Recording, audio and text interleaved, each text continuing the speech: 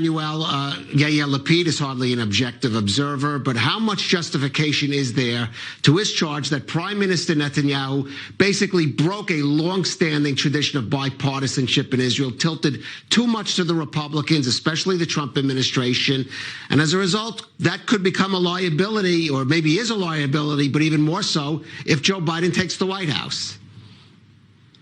Well, I think Trump has been in power in the U.S. for 4 years. So what was Netanyahu supposed to do? Ignore him, not work with him? I think that Netanyahu took advantage of the fact that for the past 4 years there has been a president in the White House who was well disposed towards Israel, who, as we know, transferred the U.S. embassy to Jerusalem, recognized Israel's sovereignty over the Golan Heights, and has brokered peace agreements with two Arab states and possibly with Sudan and other Arab states. So I think these are achievements as far as Israel is concerned. And I don't think that those achievements are likely to alienate Israel from the Democrats. I think that you can definitely work with a pro-Israel Republican president without compromising your relation with the Democrats in Congress.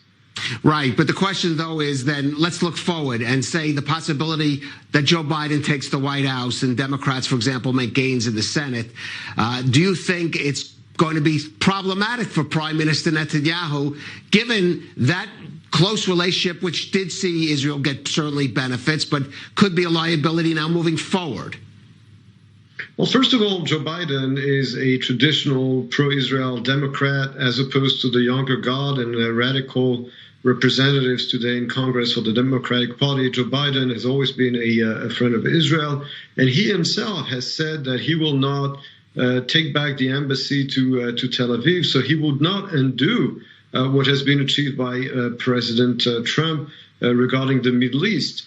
So I don't think that, Biden himself is, as I said, a traditional type of pro-Israel Democrat. Now, on the other hand, there are many more radical figures, and some of them have been mentioned in your report in the Democratic Party. And no matter what Israel does in terms of handling its relation with the Republicans or the Democrats, the likes of the more radical and anti-Israel representatives in Congress, in the House, will not warm up to Israel. So it really doesn't matter what Israel's policy is when it comes to the more radical elements of the Democratic Party. But as I said, when it comes to Biden, he's a friend of Israel, and he himself said if he's elected, he would not roll back the decisions made by President Trump in the Middle East. Well, certainly that's true what you're saying about more radical elements of the Democratic Party, but the figures we heard in that report was a drop in 20% support in the Democratic Party, suggests it's beyond just those what we think is much left-wing elements in the party.